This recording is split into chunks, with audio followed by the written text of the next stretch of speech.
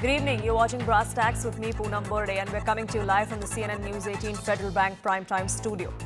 On the first day of the 18th Lok Sabha, the constitution debate has resurfaced. While opposition members of parliament protested against the centre with copies of constitution in their hand, Prime Minister Modi attacked the Congress over emergency.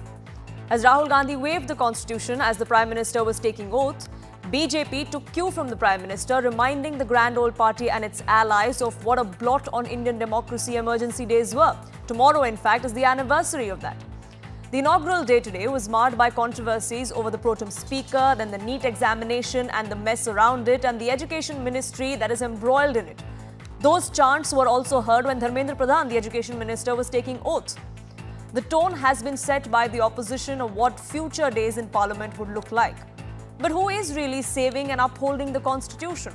Can the Congress-led India bloc play the defender of the Samvidhan? We open that up in just a bit.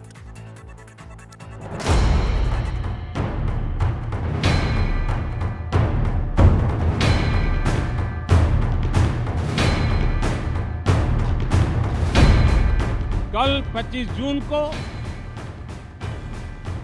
Bharat के लोकतंत्र में जो काला धब्बा लगा था, भारत की नई पीढ़ी इस बात को कभी नहीं भूलेगी कि भारत के संविधान को पूरी तरह नकार दिया गया था। जो आक्रमण प्रधानमंत्री जी अमित शाह जी कॉन्स्टिट्यूशन पर, संविधान पे कर रहे हैं, वो हमारे लिए एक्सेप्टेबल नहीं है, वो हम होने नहीं देंगे। We are opposing BJP's efforts to destroy the constitution. मुझे लगता है कि अपोजिशन को दूसरा कोई विषय नहीं है। संविधान के बारे में सबको आदर है, संविधान की रक्षा होना आवश्यक है, और इसीलिए मुझे लगता है कि बार बार संविधान का विषय निकाल कर अपोजिशन ब्लैकमेल करने का काम कर रहा है।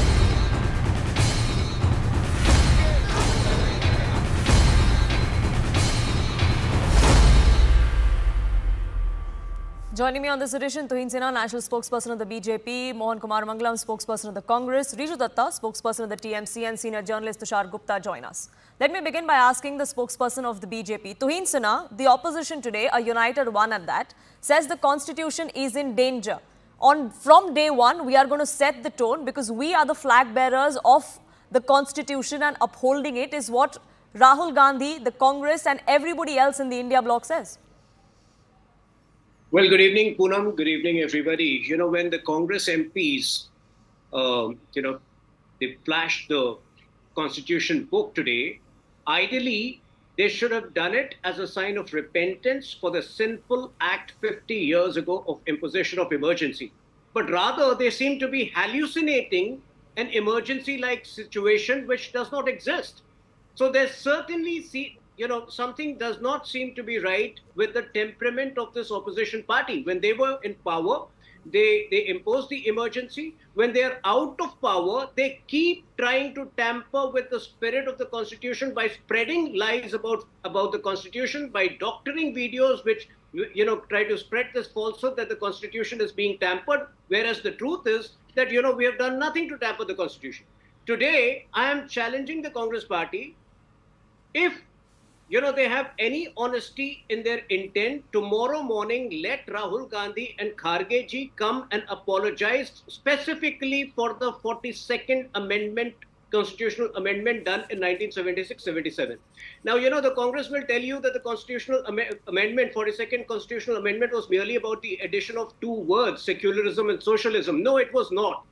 It tampered with the basic spirit of the Constitution because it gave overriding powers to the Parliament at the cost of the judiciary. The judiciary could not even examine the laws passed by the Parliament, on its for its constitutional validity. So I think, the Congress party should reflect, they should apologize rather than, imagine situations which don't exist in the contemporary world. Mohan Kumar Mangalam, it's all a bogey that the Congress-led opposition is trying to mislead the country with. That's the allegation the BJP makes. The emergency attack is one that the BJP has made against you multiple times in the past. We ran our entire campaign, and frankly, when we started talking about this at the beginning of the campaign and much before that, when we said that democracy is under threat, A lot of people laughed at us saying that this won't have any takers, but the results are there for all to see. This was the major thrust of our campaign, is that we're out here together as a group and we're united to protect democracy. And it's not only us. Every global institute has said that India, in terms of its rankings in democracy, has continued to fall. The VDEM Institute calls us an electoral autocracy. So what is Mr. Tuhin Sinha talking about? Is he not aware of what the world is saying about how our democratic freedoms are being curbed every day, about how we have an extremely pliable media, about how we have an election commission that basically has just become a shadow of the ruling party? I mean, you could go on and on about this, but this is not just us saying it. The world is talking about it today. When Mr. Modi makes blatantly communal speeches during the election and doesn't get anything, not even a slap on the wrist, when we send notice after notice and get no response during the election, when Mr. Modi takes it upon himself to lock up elected chief ministers and to freeze bank accounts of the opposition going into an election, would you call this a democracy? And this is why the rest of the world also agrees that we're an electoral autocracy for all practical purposes. Now, as far as what Mr. Modi said, I think if anyone had any doubts about whether this would be more of the same, as in the sense that will this government continue to operate like last time, Mr. Modi has set their fears at ease because he continues to go back in the past and seek some refuge in things that have happened in the past, which, by the way, leaders of that time apologized for, and our own leader has said it was wrong in present status, versus Mr. Modi, who has not once even apologized for the pogrom that happened in 2002 in Gujarat. So you could go on and on about the different things that Mr. Modi does that is working overtime to kill our democracy, but we would fill up an entire show in it. Why then do you think that democracy is under threat, sir? Why is the Congress party, like you said, this was your plank on for the election campaign as well, and yet the BJP-led NDA did get the mandate that they did? It may not have been the 400 figure that they wanted, yes, but is that the only solace that the opposition is going to have, that we stop them from achieving that 400? I think that's a lot of solace to take, given that we weren't up against them alone, but against an entire system. I mean, if you look at all the enforcement agencies, they were all against everybody in the opposition. All you had to do is jump into the other side, to the BJP, to get all your cases dropped against you. If you look at the media, I mean, look at the exit polls. Everyone was trying to paint a narrative that it is Mr. Modi sailing through. And what happened at the end of the day was Mr. Modi's own victory margin went down from 4.8 lakhs to 1.5 lakhs. For God's sake, he was trailing in the middle. If you don't take this as the public saying that we're not only electing a government but also strong opposition, because we believe that absolute power corrupts, and power corrupts and absolute power corrupts absolutely, then I don't know what else this mandate says.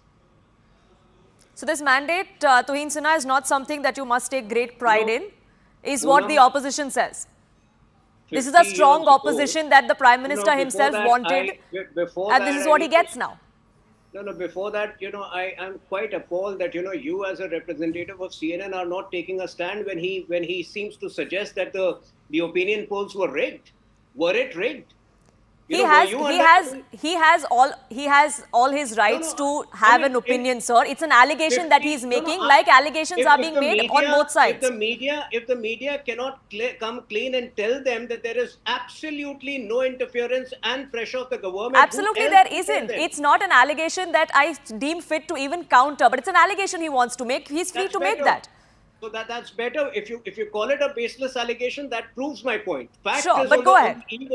On the eve of the 25th, on the midnight of 25th June, 50 years ago, they had silenced the media, and today they continue to cast aspersions on the media. Today he goes back to 2002, the Gujarat riots, where every court in this country has absolved the involvement of the Gujarat government. So what are they talking about? Do they not have any issues? They should be worried about appointing an LOP. In the last 20 days, they have not finalized a name. They should be worried about, identifying the issues they want to discuss in this parliament. We are not close to any issue they want to discuss. But please don't, carry out these gimmicks, because they only indict you. They only remind people of what you have done to this country 50 years ago. Okay, let me get in the other two gentlemen on the panel as well. Riju Datta, the TMC today stands united with everyone else within the opposition bloc, fighting against the common enemy, which is the Modi government. But Mamata Banerjee, as the Chief Minister of West Bengal, on multiple occasions has also been accused of trampling on free speech. Several arrests were made because certain content was shared. Certain films have been taken off screens. It's the same allegation that Mamata Banerjee has faced in the past that you're now accusing the BJP or Prime Minister Modi of being. Look, free speech is a very slippery slope. Free speech means that I can criticize my Prime Minister, I can criticize his policies, but free speech does not mean that I can come on national television and abuse him. So there has to be a line that needs to be drawn, and people who have crossed the line have faced the brunt of the law. There is nothing more to it. If you talk on those lines, I'll remind you of that day when in the BJP ruled state, 9 journalists were stripped naked and beaten up in a police station. That was also free speech. So let me come to the moot point here. Pradhan Mantri Modi, in his 3rd term as the leader of the Mili-Juli Sarkar, is an insecure man. And out of insecurity, he's talking about emergency and all this. In the last 10 years in this country, there's an undeclared emergency. Narendra Modi talking about democracy and constitution, upholding the democracy and constitution is like Osama bin Laden giving us lectures on world peace. Come on. Have we forgotten 146 MPs suspended? Have we forgotten 300 questions struck off from the parliament? Have we forgotten mics being muted of the oppositions in the parliament? Have we forgotten how the leader of opposition, a leader of Trinamool Congress in the Rajya Sabha, Derek O'Brien, was thrown out on the shoulders of marshals to implement the dark farm laws by brute majority? 700 Annadatas gave their life up for their rights, and then these draconian farm laws were taken back. Have we forgotten those days? Look, I will tell you this. The opposition wants parliament to run. Why? Because parliament is the only place where the opposition can hold the government accountable for the people of this country. So we do not want to disrupt the parliament. Now, in this term, you will see that Narendra Modi and his government will try all the tricks up their sleeve to make sure the parliament does not function, because they have no questions. They are facing very tough questions and they have no answers. Tell me something. When Pradhan Mantri talks about something that has happened 50 years ago, Indira Gandhi imposed a 21-month emergency. Wrong. Congress apologized for it. She conducted an election. She faced the verdict, and that's that. What is Narendra Modi doing? After his selfie tour in Italy, has he addressed the NEET scam, where 24 lakh students, their future have gone into darkness? Has he addressed the cancelling of the NET? 9 lakh students again gone into darkness. Now, NEET PG, what happened? If you are conducting a CBI inquiry out of morality, Dharmendra Pradhan should be sacked at least till the term the investigation is over. Why is he taking oath? And when he is taking oath, the parliament is echoing shame, shame, scam, scam. Is that what a citizen of India wants to see on day one for the oath-taking ceremony of the Union Minister of Education? This is what Narendra Modi has done to this country, and he is answerable. Why all the oppositions are showing him the constitution? Because it is just a reminder to him that this is the book that you have taken oath of, and this is what you should follow. You have trampled it enough. You have bulldozed federal structure. You have choked the voice of dissent. You have, torn the democracy and the constitutional rights of people of this country into shreds. It is time for you to answer. Now, Mr. Modi has to come to parliament rather than running away from the parliament to conduct a Gujarat election or deferring the parliament to conduct a Gujarat election. He has to answer now. All his netas, all his chamchas have to answer now. And they do not have to answer to the opposition. They have to answer to the people of this country. Enough is enough. The buck has to stop, and the buck will stop with Narendra Damodar Das Modi, because he is the Prime Minister of this country. He is my Prime Minister, and he is answerable to me and this country. Sure, accountability needs to be fixed. There are several issues that have to be discussed, like the exam mess. It's not just about the NEET PG or the NEET UG exam. There are multiple exams that have, in the recent past, either been cancelled or examinations have been held null and void, or there have been discrepancies that have been found, there have been paper leaks. All of this needs to be discussed. So if the opposition says that democracy is under threat or the constitution is under threat, and we want to get answers for these questions for the people, for the very representatives that elected them to the first place. Isn't that the job of a strong opposition in any country? That's the problem with this opposition. I can't imagine a TMC spokesperson sermonizing the country on democracy, where as per last count, 10,000 BJP workers are still displaced from their homes, where post-poll violence has become a norm, and the TMC government has been called out by various courts for violence against political opponents. So that's point number one. It's too rich of TMC to sermonize the country on democracy. When it comes to action against NEET,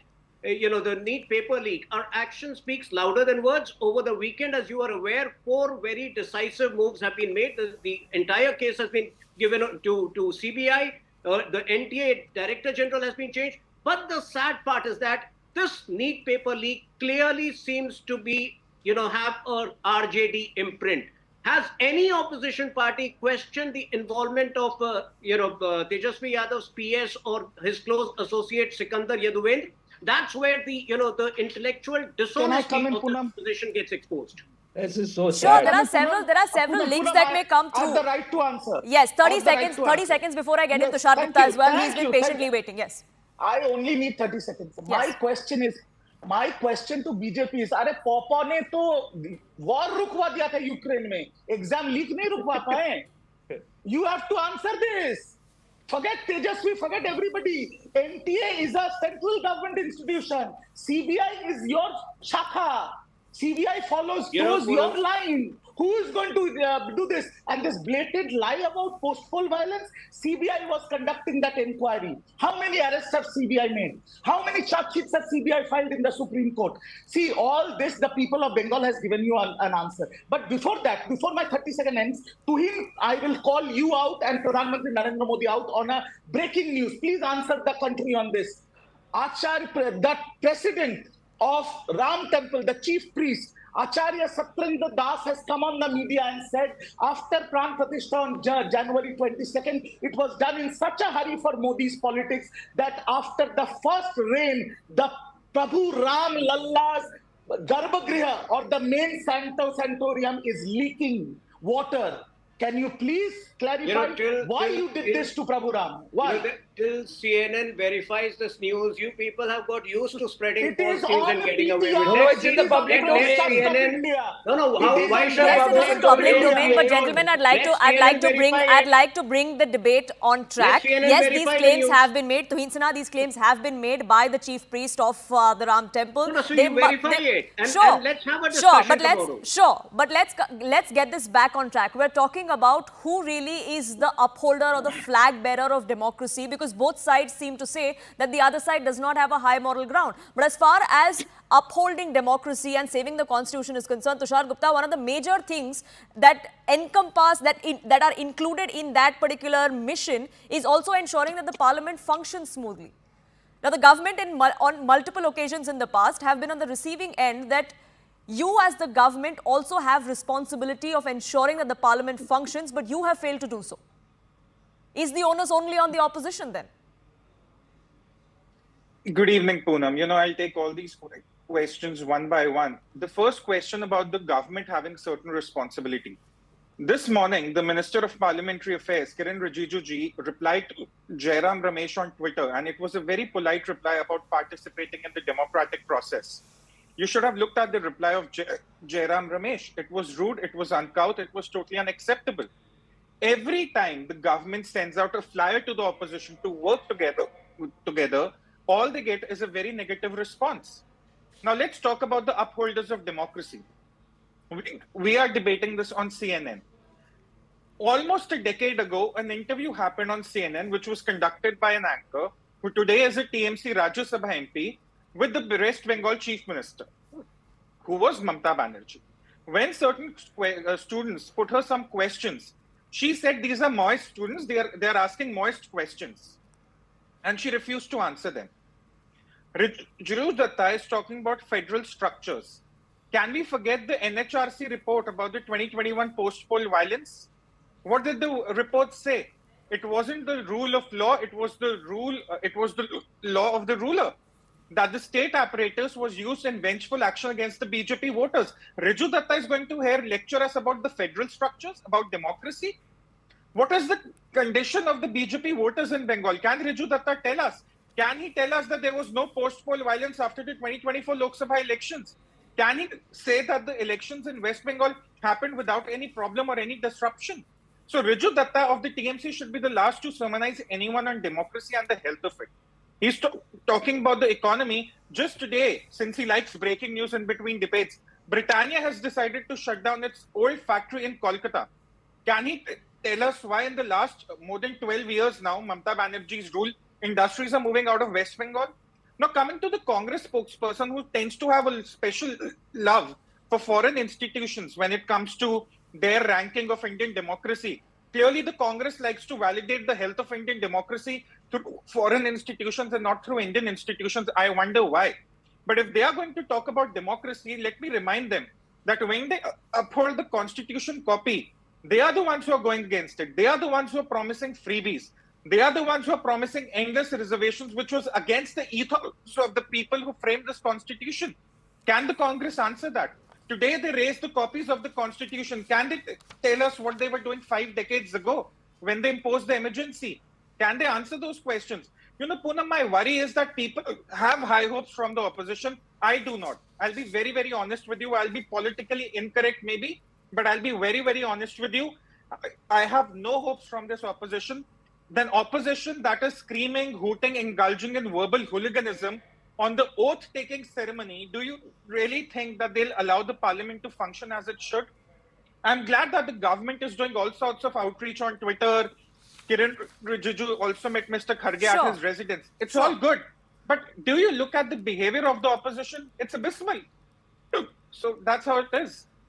Sure. Riju Datta, you had a counter to make before I get in Mohan Kumar Mundaram as well. Yes. Of course, there is a old Hindi saying कि आप इतना झूठ मत बोलो कि हिचकियाँ आ जाए. So he was having bad hiccups when he was trying to defend BJP. Have some water. Anyways, coming back to whatever. Let's not get personal, but anyway. No, I'm not. I'm just suggesting him to take a glass of water. What else have I said? So you're making fun of my stammering, Riju Datta. No, I'm not making fun. You are making fun of it. Stammering. Stop being such I said hiccups. Yeah, stop being so too No, just because I'm stammering, you're making fun of it, Riju Datta. No, you didn't make fun of your stammering. Talk about the No. Did the NHRC report talk about the law? Look at the quality. Okay, Tushar Gupta, I interjected him and asked him to not take personal pot shots. Let him make a point. Let Riju Datta, yes. Let Riju Datta make his point. Tuhin Sinha, I will get you in. Let Riju Datta make his point. 30 seconds, sir. Go ahead. Yes. So one by one, I'll address the issue. Britannia company had only 150 people. It was a sick company, don't matter. and that is why they have decided, it's a private institution, they have decided to shut shop. Now, talking about industries in Bengal, just in the last 5 years, if you see central government data, union government data, not my data, Bengal fares better in industry than the national average. So that speaks a lot about BJP and Modi, and we know what we are doing. Anyways, coming back to the NHRC data. NHRC, NCW ran to Sandesh Khali to cover all these women, talking about all these atrocities committed on them. And not a single time Rekha Sharma went and spoke about Prajwal Ravanna. So you have saffronized and compromised all these national institutions. NHRC, this NHRC data that you have been quoting, it says that for the 3 times in a row, Calcutta is the safest city in this country. The worst state in terms of, crimes against women is Uttar Pradesh, run by this Yogi Baba. So let's not go into all this. Bengal, the people of this country has given a mandate.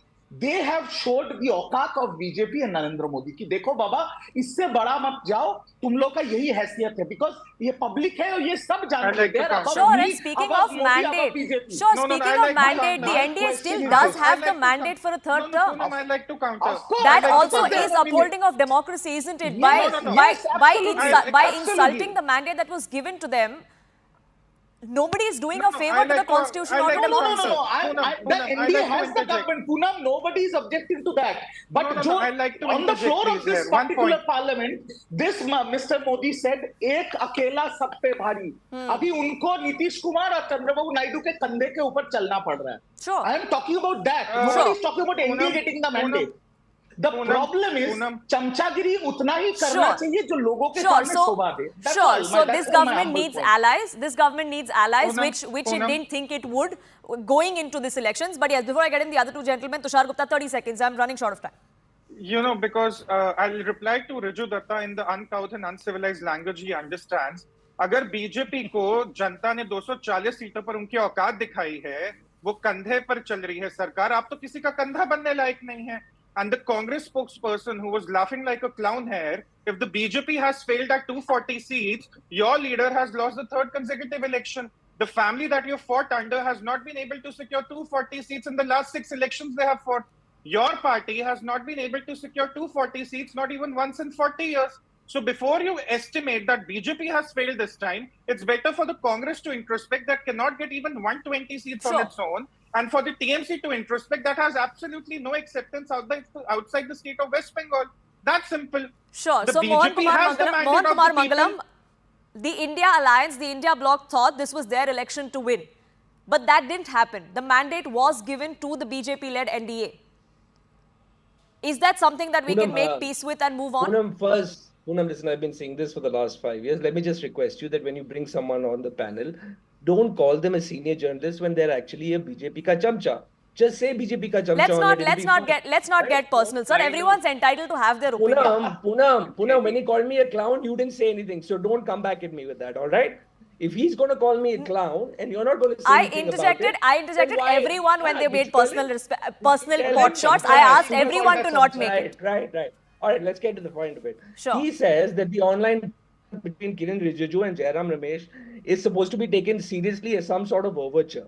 What an overture would be that if you put the longest serving MP, the senior most MP as pro tem speaker, which would be Kodikunal Suresh, you didn't do that. What an overture would be is that if you came out and said the deputy speaker would go to the opposition bloc, what Shivraj did and what Dr. Manmohan Singh did in his term as well. That was tradition. This is constitutional parliamentary propriety.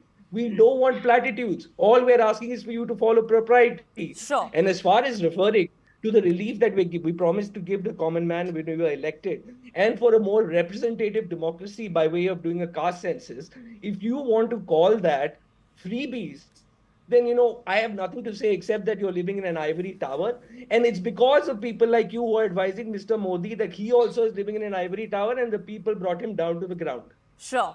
Tuhin Sinha, last 30 seconds. I have never come across a political party, and I'm sure nobody has come across a political party anywhere in the world which seems to be celebrating its third consecutive defeat endlessly. The fact is, the last time you got 240 seats was way back in 1984. And yet every day you end up calling, somebody a dictator and yet go unpunished. So that's the irony that shows the vacuousness of these people's, allegations and claims.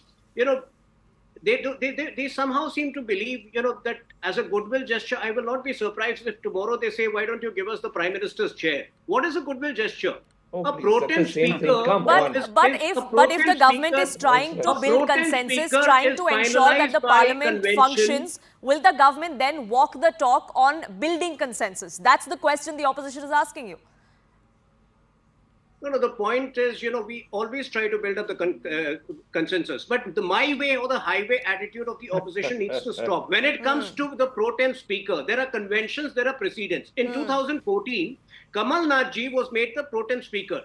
Sure. In terms of his consecutiveness, he was the senior most. It's not a rule, it's really a convention. That's really what... Allow me to complete. Had we gone for the senior most, in reality, it would have been LK Advani. So we have always been accommodating. But fact is, even on the Manipur discussion, they wanted the discussion under a particular clause. Amit Shah ji addressed the parliament for a good 2 hours on the Manipur dispute. Sure. These people could not even speak for 20 minutes. That is how much they know about Manipur. So just raising an issue out of the for the impact and for the out of projection doesn't make any sense. Come better prepared. We will have a discussion on everything. Sure. So walking the talk is not a one-way street. That needs to be done on both sides of the aisle. Unfortunately, I'm completely out of time and I have to leave it at that. I thank you all, gentlemen, for joining us here on this broadcast and sharing your perspective.